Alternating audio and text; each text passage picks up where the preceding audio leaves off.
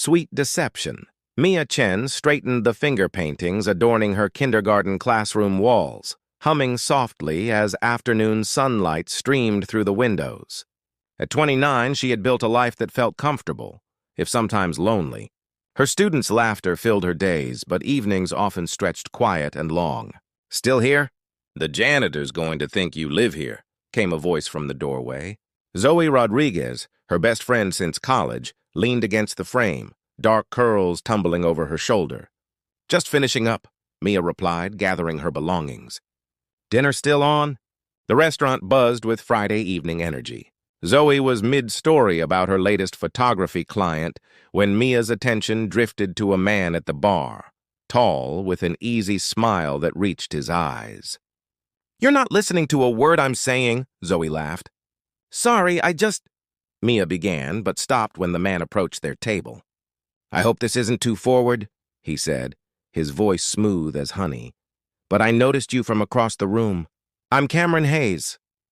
3 months later, Mia sat cross-legged on her apartment floor, surrounded by photo albums as Cameron poured wine into their glasses. "Tell me again how you knew," she said, leaning into his shoulder. Cameron tucked a strand of hair behind her ear. "The moment I saw you, I thought, there she is, the woman I've been looking for without knowing it." His words wrapped around her like silk. When he kissed her, Mia felt seen in a way she never had before. "You've changed," Zoe remarked over coffee 6 weeks later. "Canceled plans, always checking your phone when he texts." "He's just attentive," Mia defended. "He likes knowing where I am." "There's attentive and then there's—" Zoe hesitated. "Just be careful, okay?" But Mia was already in too deep. When Cameron proposed under cherry blossoms in the park where they'd had their third date, she said yes without hesitation. The ring felt slightly tight on her finger, a metaphor she'd only recognize much later. Wedding planning consumed her nights and weekends. Cameron had opinions on everything. The venue, nothing tacky, the guest list, my clients need to be impressed, even her dress, something elegant, not too revealing. "You didn't invite your cousin?" Zoe asked, reviewing the finalized guest list. "Cameron thought it would be awkward since she's going through a divorce," Mia explained, ignoring the twist in her stomach. The first time Cameron's mask truly slipped was after a dinner with his colleagues. In the car, his charm evaporated. "What was that comment about my presentation style?" he hissed. "Making me look incompetent in front of my boss?" "I just said I liked how you simplified complex ideas," Mia replied, confused. It was a compliment. "You undermined me," he insisted, his knuckles white on the steering wheel. "Don't do it again." She apologized, though unsure what for. That night, he was tender again, bringing her tea in bed, stroking her hair. "I just want us to be perfect together," he whispered. "You understand, right?" At their engagement party, Mia met Nathan Foster, Cameron's childhood friend and reluctant best man. While Cameron worked the room, Nathan approached with 2 glasses of water. "Needed a break from the champagne," he explained with a gentle smile unlike Cameron's polished one. "So you're the one who finally captured the elusive Cameron Hayes." Something in his tone made Mia study him closer. "You don't sound convinced it's a good thing." Nathan's eyes flickered with something, concern? "Just make sure this is what you want, not what he wants for you." Before she could ask what he meant, Cameron appeared, slipping a possessive arm around her waist. "Filling her head with stories about me?" he asked, laughing but not quite reaching his eyes. "Only the good ones," Nathan replied, but his gaze lingered on Mia with unspoken questions as Cameron led her away. That night, as Cameron slept beside her, Mia stared at the ceiling, trying to silence the whispers of doubt that had begun to echo in her mind. Cracks in the facade. 3 months before the wedding, Mia sat in a boutique surrounded by white tulle and satin, Zoe and her sister Lily beside her.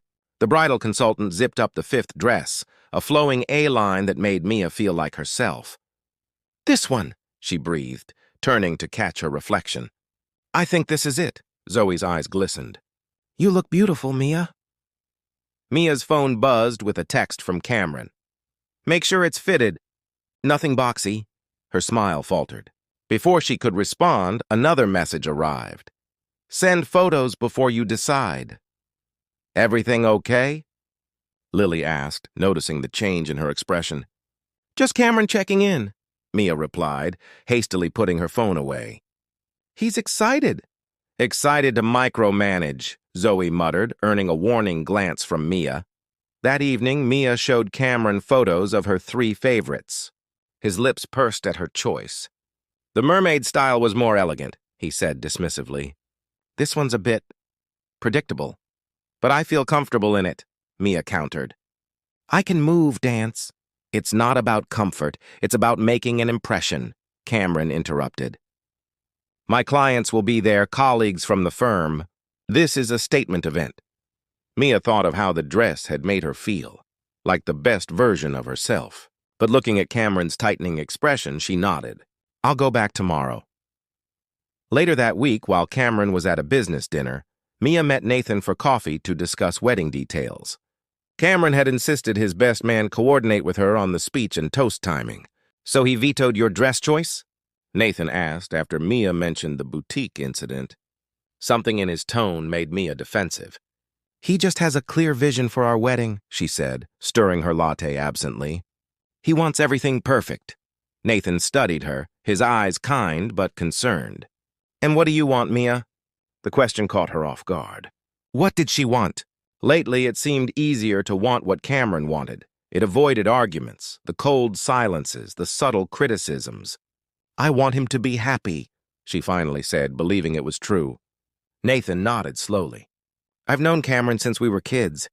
He's always been particular. He paused, choosing his words carefully. Just don't lose yourself trying to make him happy. As weeks passed, Mia found herself walking an increasingly narrow path of Cameron's approval. Her phone buzzed constantly with his check-ins. Where was she? Who was she with? Why wasn't she answering immediately? When she mentioned possibly keeping her surname or hyphenating after marriage, Cameron's reaction was swift and cutting. That's ridiculous, he scoffed. We're going to be a family. One name, one brand. He softened, taking her hands. Besides, Mia Hayes sounds much more sophisticated than Mia Chen, don't you think? The comment stung, a subtle dismissal of her heritage that she tried to ignore. One night, preparing for bed, Mia noticed a series of texts on Cameron's phone from someone named A. Before she could look away, she caught phrases that made her stomach drop. Miss you and our special place. Who's A? She asked, voice barely steady. Cameron snatched his phone. A client. Boundary issues. I'll handle it. His tone ended the conversation, but doubt lingered. The final dress fitting arrived. Mia stood before the mirror in the mermaid gown Cameron had chosen. Beautiful, but constraining. Breathing deeply was difficult. Sitting would be nearly impossible. You'll be the most stunning bride, the consultant gushed. Beside her, Zoe was uncharacteristically quiet. What? Mia asked as they left the boutique. Nothing, Zoe hesitated, then continued. You just don't seem happy, Mia, not like someone about to marry the love of their life. Pre-wedding jitters, Mia dismissed. Everyone has them. But that night, she found herself scrolling through old photos, pictures from before Cameron when her smile reached her eyes. When had she last felt that lightness? 2 weeks before the wedding, Mia stopped by Cameron's apartment unexpectedly, using the key he'd given her. She heard his voice before she saw him, intense, intimate, not meant for her ears. Alicia, we need to be careful. Yes, I still feel the same. It's complicated now. Mia froze in the hallway, heart pounding. When Cameron emerged from his office and saw her, the phone disappeared into his pocket with practiced speed. Who's Alicia? Mia asked, voice small but steady. Cameron's expression shifted from surprise to practiced concern. An old friend going through a tough time. Nothing for you to worry about. Are you having an affair? The question hung between them. Don't be dramatic, he said with a laugh that didn't reach his eyes. You're emotional from wedding stress. This is exactly why I didn't tell you. I knew you'd overreact. Hours later, after tears and Cameron's reassurances, Mia found herself apologizing for doubting him, for overreacting, for showing up unannounced, as he held her, whispering that everything would be perfect once they were married. A small voice inside her wondered when she'd become so afraid of losing someone who made her feel so small. The breaking glass. The wedding day dawned with picture-perfect weather, clear skies that matched the blue accents Cameron had insisted upon. In the bridal suite, Mia sat motionless as the makeup artist worked, transforming her into someone Cameron would approve of. Her mother adjusted the veil, tears in her eyes. "You look beautiful, sweetheart," she whispered. Mia smiled mechanically, remembering how Cameron had specified natural makeup, nothing bold, to the artist earlier. The woman she saw in the mirror was lovely but somehow unfamiliar. Zoe entered with mimosas, her bridesmaid dress fitting perfectly. "How are you feeling?" she asked, searching Mia's eyes. "Fine," Mia replied automatically. The word had become her shield. Fine when Cameron criticized her speech pattern. Fine when he jokingly mentioned she could lose 5 pounds before the wedding.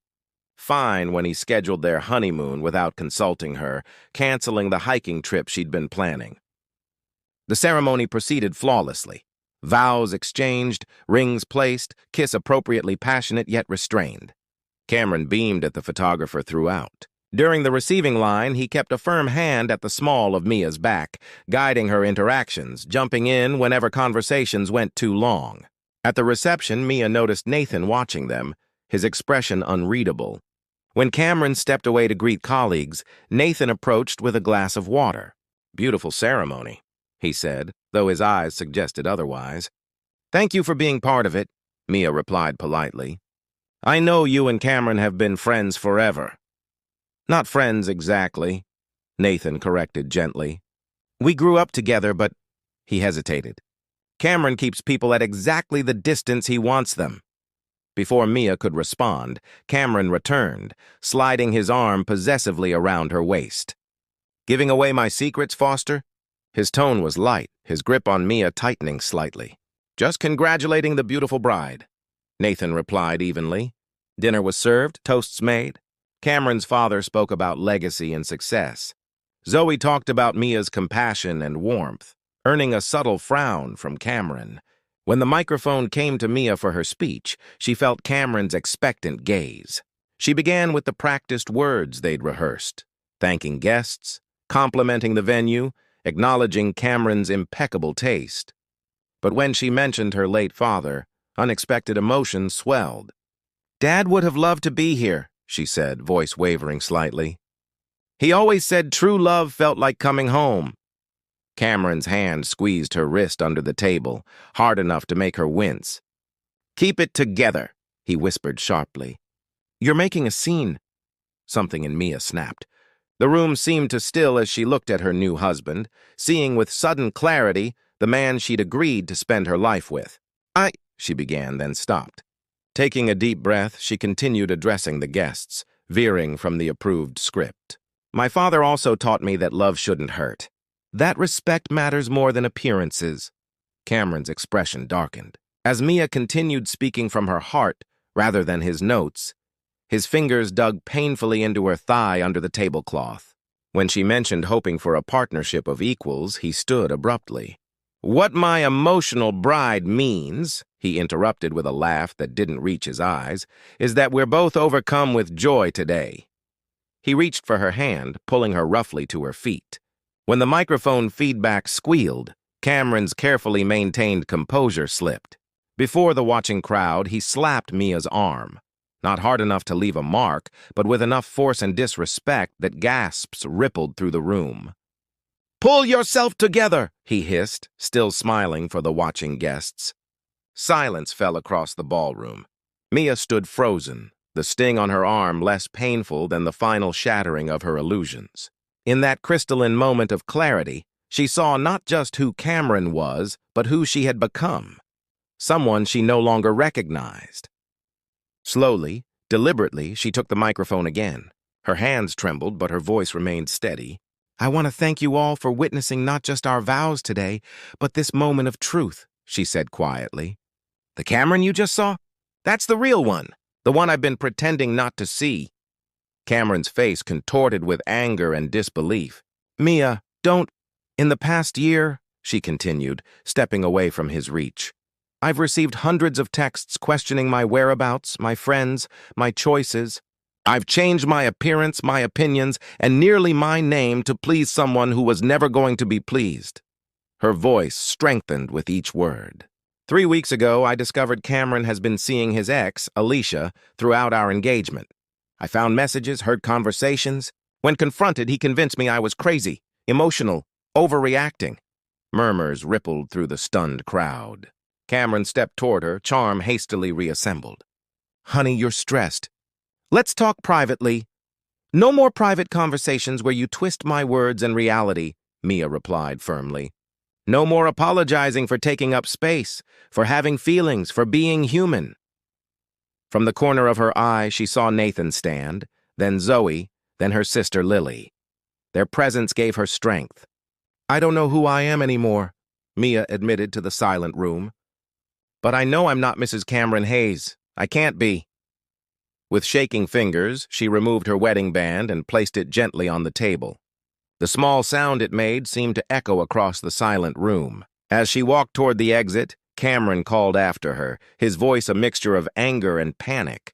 You're making a mistake. You're nothing without me. Who will want you now? Mia paused at the doorway, turning to face the room one last time. I will, she said simply, and stepped into the evening air. Alone, but somehow freer than she'd felt in months, aftermath and ashes. The first week after walking away from her wedding, Mia moved through life in a fog. She stayed in Zoe's spare bedroom, sleeping little and eating less. The story of her wedding day revelation had spread quickly, generating both support and judgment. Her phone buzzed constantly with notifications, concerned friends, curious acquaintances, and increasingly hostile messages from Cameron. You've humiliated me, read one text. My reputation, my business connections, you've damaged everything. Zoe confiscated her phone after finding Mia staring blankly at Cameron's messages at 3 a.m. He's trying to pull you back into his reality, she said firmly. You don't live there anymore. The legal aftermath proved messier than Mia anticipated. Though the marriage was brief enough to qualify for annulment, Cameron contested it, dragging the process out despite his apparent eagerness to be rid of her. His lawyer sent aggressive letters demanding reimbursement for wedding costs. It's about control, Mia's attorney explained gently. When abusers lose their grip, they often try to maintain connection through other means, legal battles, financial entanglements, reputation damage. The word abuser still felt strange when applied to Cameron, the charming man who'd once brought her coffee in bed, who'd written her love notes, who'd seemed so perfect at first. Reconciling that image with reality remained her daily struggle. 1 month after the wedding, Mia returned to her kindergarten classroom. The principal had been understanding, extending her leave without question. The children's simple joy proved therapeutic, their world uncomplicated by adult deceptions. Miss Chen, why do you look sad? Asked 5-year-old Ellie during story time. Mia considered the question carefully. Sometimes grown-ups feel sad when things don't work out the way they hoped. But that doesn't mean new, good things won't happen. Like when my goldfish died, but then I got a turtle, Ellie suggested. Mia smiled genuinely for the first time in weeks. Something like that?